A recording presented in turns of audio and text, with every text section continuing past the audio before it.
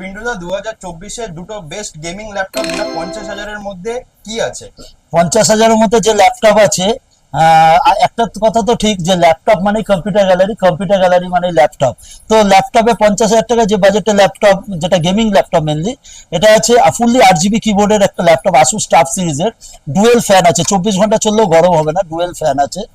i5 11 generation আছে, 8 GB RAM, 512 GB SSD, RTX 2050 graphics যে ল্যাপটপটা আছে। RAM up to 32 GB extend করা যাবে। এটা অ্যাভারেজ 49,500 প্রাইস আছে, আসুস টাফ সিরিজের। এছাড়া লেনোভো আইডিয়াপ্যাড গেমিং সিরিজের একটা ল্যাপটপ আছে, এটাও রাইজেন 5 প্রসেসর আছে, ওটা i5 ছিল, এটা রাইজেন 5, 8 GB র্যাম, এটাও 32 GB RAM upgradeable, backlit keyboard আছে, 512 GB SSD আছে, RTX 2050 গ্রাফিক্সের ল্যাপটপ।